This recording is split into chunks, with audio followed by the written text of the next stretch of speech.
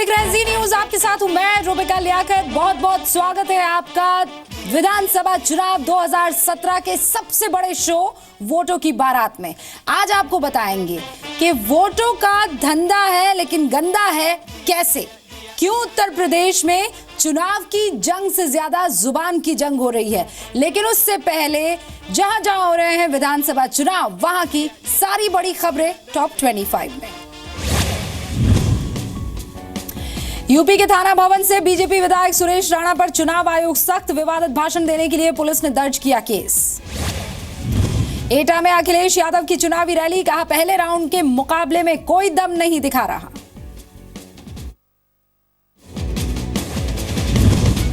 आजम खान पर केशव मौर्य का निशाना, कहा बीजेपी की सरकार बनी तो आजम खान को जेल भिजवाएंगे।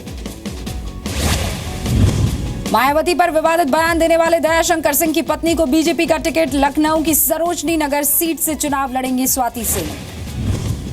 स्वाति सिंह को बलिया से टिकट ना मिलने का मलाल, लेकिन सरोजनी नगर से भी जीत का दावा किया। बलिया से स्वाति सिंह को टिकट नहीं मिलने पर दयाशंकर सिंह नाराज, कहा बलिया की किसी भी सीट से उम्मीदवार बनाया जाए, मुख्तार अंसारी के खिलाफ भी लड़ने को तैयार। झांसी सदर के गुमनावार मोहल्ले के लोग करेंगे चुनाव का बहिष्कार, पानी की समस्या की वजह से लिया यह फैसला। अरविंद केजरीवाल पर राज्यसभा सांसद डॉक्टर सुभाष चंद्रा का निशाना, कहा झूठ की राजनीति करते हैं केजरीवाल, पंजाब में आम आदमी पार्टी को समर्थन देना अपने पैर पर कुल्हाड़ी मारने की तरह है। अमृतसर में बीजेपी अध्यक्ष अमित शाह की रैली, कहा अमरिंदर सिंह कैसे कैप्टन हैं जिन्हें राहुल गांधी का आदेश मानना पड़ता है। पंजाब के फगवाड़ा में मायावती की रैली, कहा पंजाब में सरकार बनी तो राज्य को नशा मुक्त बनाएंगे। पंजाब के फरीदकोट में केंद्रीय मंत्री हरसिमरत कौर बादल की नुक्कड़ सभाएं, अकाली दल के उम्मीदवार बंटी रोमाना के लिए मांगे वोट। पंजाब में चुनाव प्रचार करने पहुंचे हिमाचल प्रदेश के मुख्यमंत्री, आनंदपुर साहिब में कांग्रेस उम्मीदवार के लिए मांगे वोट। लुधियाना में चुनाव प्रचार के लिए आए एनआरआई, बेहतर पंजाब के लिए अलग अलग पार्टियों को दे रहे हैं समर्थन। केंद्रीय मंत्री कलराज मिश्र का बयान, समाजवादी पार्टी में वरिष्ठ नेताओं की हो रही है उपेक्षा। समाजवादी पार्टी सरकार में मंत्री रहे नारद राय बीएसपी में हुए शामिल, बलिया से लड़ेंगे चुनाव। यूपी चुनाव में आज चौथे चरण के लिए हो रहा है नामांकन, 12 जिलों की 53 सीटों पर 23 फरवरी को डाले जाने हैं वोट। यूपी में आज अखिलेश यादव की ताबड़तोड़ रैली, 5 जगहों पर जनसभाएं। पंजाब में बीएसपी अध्यक्ष मायावती ने रैली की, बादल सरकार और केंद्र सरकार पर साधा निशाना। यूपी में चुनाव न लड़ने पर जेडीयू में बगावत, प्रदेश उपाध्यक्ष सतीश कुमार ने बताया घुटना टेकने वाला फैसला। आरसीपी सिंह और केसी त्यागी पर कार्रवाई की भी मांग।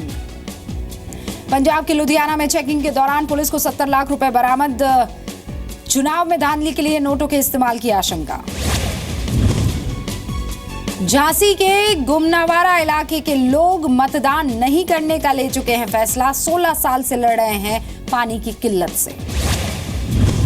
आगरा के थाना एतमदुल्ला पुलिस ने कार्रवाई पर पकड़ी असले की फैक्ट्री, विधानसभा चुनाव के तहत पुलिस कर रही है छापामारी। पंजाब विधानसभा चुनाव में डुप्लीकेट के जरिए हो रहा है प्रचार, अमलो विधानसभा में सचिन तेंदुलकर के डुप्लीकेट, बलबीर चंद ने कांग्रेस के लिए लोगों से मांगे वोट। विधानसभा चुनाव के लिए लुधियाना में एनआरआईज भी अलग अलग पार्टियों को सपोर्ट करने पहुंचे हैं, चुनाव में हिस्सा लेकर पंजाब में लाना चाहते हैं बदलाव। बुंदेलखंड में खुद को बेड़ियों में बांधकर मांग रहे हैं विधायक साहब, एक उम्मीदवार वोट, कह रहे हैं यहां पर रोजमर्रा की बेरोजगारी और गरीबी की वजह से बेड़ियों में जकड़ा हूं खुद को।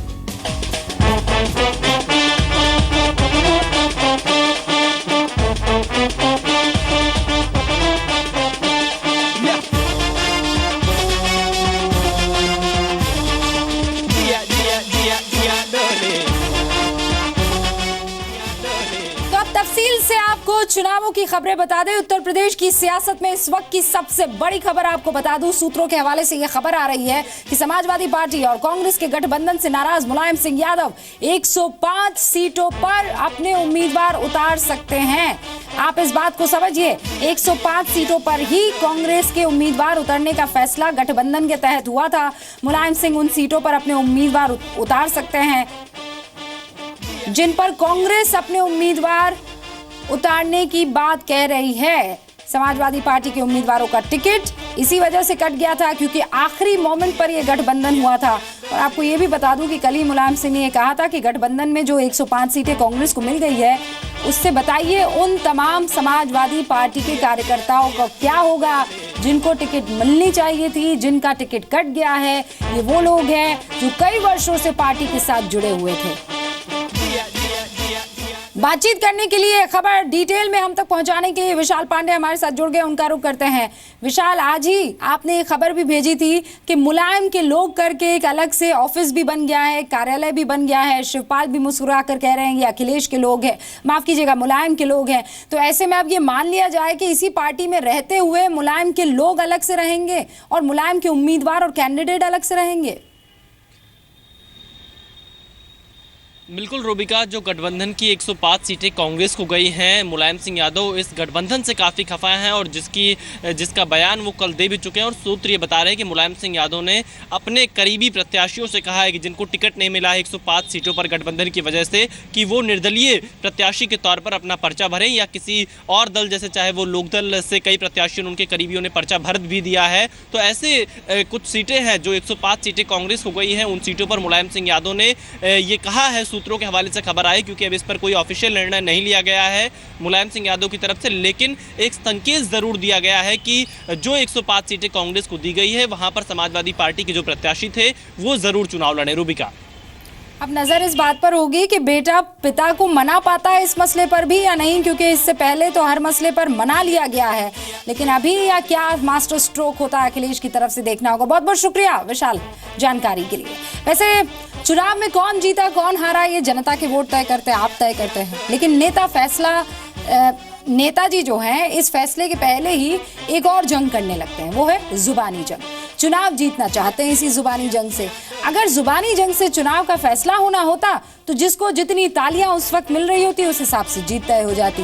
वैसे सही बात तो ये है कि अगर ये तरीका होता या ये पैमाना होता तो यूपी चुनाव के नतीजे आज ही आ गए होते, क्योंकि आज बीजेपी के बयान वीरों की पूरी फौज चुनावी मैदान में उतरी और ऐसे ऐसे तीर अपने तरकश से निकाले कि चुनाव आयोग तक बात पहुंच गई।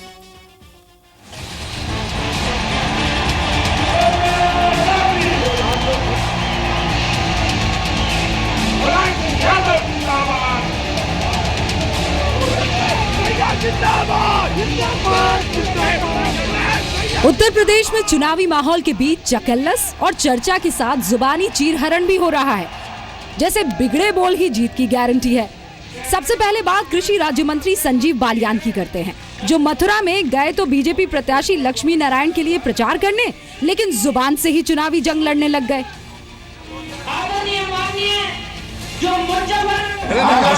हमेशा सांप्रदायिक राजनीति मुलायम सिंह यादव ने की थी और मैं उनसे कहना चाहूंगा कि अब तो मरने का समय आएगा, जीने का समय उनका रहा नहीं। तो समाजवादी पार्टी से चुनाव में दफन हो जाएगी। नेताजी बोलने आए तो ब्रेक ही नहीं लगा पाए और बात निकली तो बहुत दूर तक चली गई। हर चीज को सही परिप्रेक्ष्य में देखना चाहिए। बालियान जी एक राजनीतिक व्यक्ति है और एक राजनीतिक व्यक्ति जानता है कि राजनीतिक क्षेत्र में राजनीतिक मृत्यु हो सकती है, राजनीतिक जीत हो सकती है, राजनीतिक सफलता हो सकती है, राजनीतिक हार हो सकता है। इसका कोई असली मृत्यु से थोड़ी ना लेना देना है। लेकिन जब बिगड़े बोल की शुरुआत हुई तो बीजेपी के नेताओं ने पूरी सीरीज ही शुरू कर दी। संजीव बालियान के बाद अब बारी रमेश बिधूड़ी की थी। रमेश बिधूड़ी दिल्ली से बीजेपी के सांसद हैं और इन्होंने जगह भी वही चुनी जहां से संजीव बालियान बेलगाम बोल गए थे, यानी मथुरा। उम्मीद रहती है नहीं रहती है, तो उसके लिए इंतजार करना पड़ता है, 9-10 महीने नहीं करना पड़ता, या 5-7 महीने में बहू के साथ बच्चा भी आ जाए तो कैसा मामला बनेगा, कैसा रहेगा आपको बताया।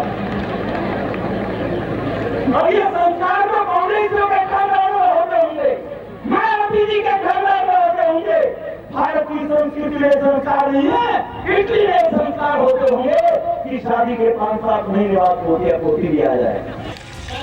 कमान से निकला तीर और जुबान से निकली बात वापस तो आती नहीं, लेकिन ये सियासत है जनाब।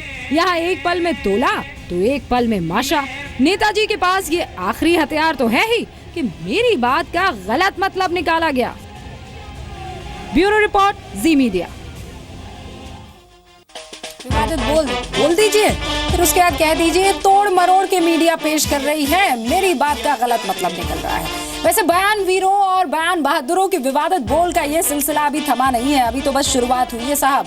आगे बहुत बड़ी लड़ाई है, क्योंकि अब जिस बोल बहादुर से हम आपको मिलवाने जा रहे हैं वो जीतने से पहले ही जीतने के बाद की पूरी कहानी बता रहे हैं, और यहाँ नहीं रुक रहे हैं। अगर हार गया तो क्या करूंगा वो भी सुन लीजिए।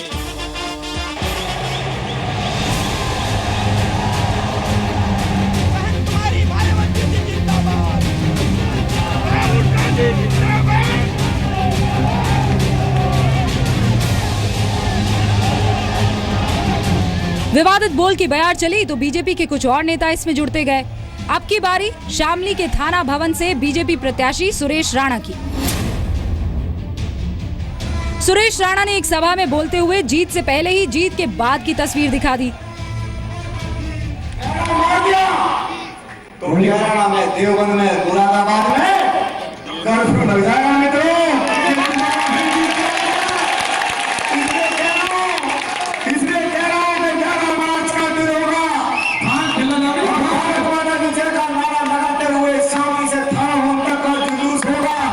जीतने के बाद भारत की जय हो, इससे किसी को कोई दिक्कत नहीं, लेकिन विधायक जी हारने पर देवबंद मुरादाबाद में कर्फ्यू लगाने की बात कह रहे हैं। इस पर नेताजी की सफाई भी सुन लीजिए। मैंने ये कहा है कि भारतीय जनता पार्टी की सरकार उत्तर प्रदेश में बनेगी तो जो गुंडे हैं, जो माफिया हैं, रंगदारी लेने वाले लोग हैं, लोगों को दबाने वाले लोग हैं, जिनके कारण लोग भय और आतंक के कारण पलायन कर रहे हैं, तो पलायन लोग नहीं करेंगे। बीजेपी की सरकार आएगी तो ये गुंडे उत्तर प्रदेश से पलायन करेंगे। सुना आपने, हमने पहले ही कहा था जनता गलत सुन लेती है, नेताजी गलत थोड़े ही बोलते हैं। अगर यकीन नहीं है तो एक और बयान सुनिए। हाथरस की सादाबाद विधानसभा सीट से चुनाव लड़ रही बीजेपी की उम्मीदवार प्रीति चौधरी शहर के एसडीएम से ही दो हाथ करने को तैयार है। मैं यहाँ पर जाटों का नेता उतरने नहीं दूंगा।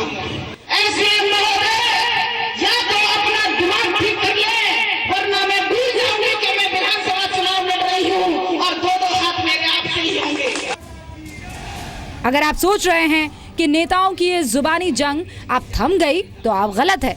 अब बारी केंद्रीय एचआरडी राज्य मंत्री और चंदौली के सांसद महेंद्र नाथ पांडेय की, जिन्होंने प्रियंका की तुलना स्टील के बर्तन से कर दी। हमारे पूरब में एक बात होती है कि घर में कोई जब खास मेहमान आ जाता है तो घर के जो स्टील के कराकरी, अच्छी कराकरी है, उसे निकाल करके सजाया जाता है कि आज हमारा खास मेहमान आया हुआ है। उसके बाद उसको दाखिल दफ्तर कर दिया जाता है अलमारी में। ये जो प्रियंका है कांग्रेस की, वो प्रियंका का चुनाव के समय उनको निकाल के झाड़ पोछ के लाया जाता है, उसके बाद इनका कोई उपयोग नहीं होता है। ये चुनावी चक्रव्यूह है, बीच में प्रत्याशी और चारों तरफ जनता है। इसलिए नेताजी ये ध्यान रखे कि बात से बात बनती भी है तो बिगड़ती भी है। इसलिए जुबानी जंग में बदजुबानी का नतीजा बुरा भी हो सकता है। कैमरामैन अमर के साथ विशाल पांडे, जी मीडिया, लखनऊ। तो आज तो वोटों की बारात में सबसे पहले हमने आपको बैड जुबानी दिखाई थी, और उसमें ज्यादातर नेता जो हैं वो बीजेपी की तरफ से प्रत्याशी या उन्हीं के नेता हैं। वैसे विवादित बोल के बाद अब चुनाव में आमने सामने की टक्कर की भी बात होनी चाहिए। बीजेपी ने पार्टी के निष्कासित नेता दयाशंकर सिंह की पत्नी स्वाति सिंह को लखनऊ की सरोजनी नगर से उम्मीदवार बनाया है। स्वाति सिंह ने कहा है कि मायावती डर गई हैं, इसीलिए किसी सुरक्षित सीट पर खुद के लिए ठिकाना तलाश रही हैं।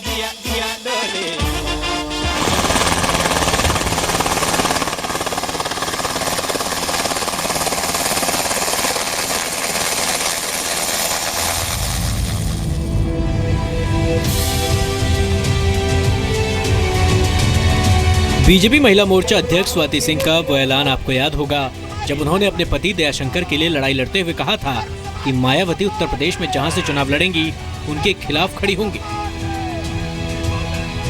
अब बीजेपी ने उन्हें लखनऊ की सरोजनी नगर सीट से टिकट दिया है। भारतीय जनता पार्टी ने इंतजार किया कि मायावती जी किसी सामान्य सीट से खड़ी हों, लेकिन मायावती जी ने पहले ही सारे सीट्स अपने डिक्लेयर कर दिए थे। उन्होंने वो शायद हिम्मत नहीं जुटा पाई कि किसी सामान्य सीट से वो खड़ी हों, क्योंकि उनके अगेंस्ट मैं लड़ती। इसलिए ये पार्टी का निर्णय हुआ कि आप सरोजनी नगर से खड़ी होइए, और मैं उस निर्णय का सम्मान करती हूँ। हालांकि स्वाति सिंह बलिया से चुनाव लड़ना चाहती थी, और उनके पति और बीजेपी के निष्कासित नेता दयाशंकर सिंह भी चाहते हैं कि बलिया की बेटी बलिया से जीते। ये आजादी के बाद ये सुरोनी नगर सीट भी कभी जीती नहीं है, लेकिन स्वाति सिंह के नेतृत्व में ये सीट को भी हम लोग भाजपा के झोली में जिता करके भेज देंगे। मैं बलिया की बेटी हूँ तो मैं चाहती थी बलिया के लिए कुछ करना, लेकिन ठीक है मैं सरोजनी नगर से जीतूंगी, सरोजनी नगर के लिए कुछ करूंगी और बलिया के लिए भी साथ में करूंगी। भारतीय जनता पार्टी को बीते कई चुनावों में लखनऊ की सरोजनी नगर सीट से सफलता नहीं मिली है, लेकिन स्वाति सिंह को यकीन है कि वो इस तस्वीर को बदलेंगी।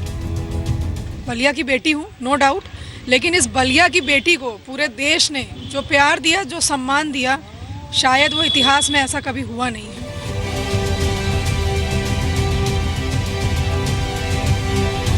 ब्यूरो रिपोर्ट, जी मीडिया।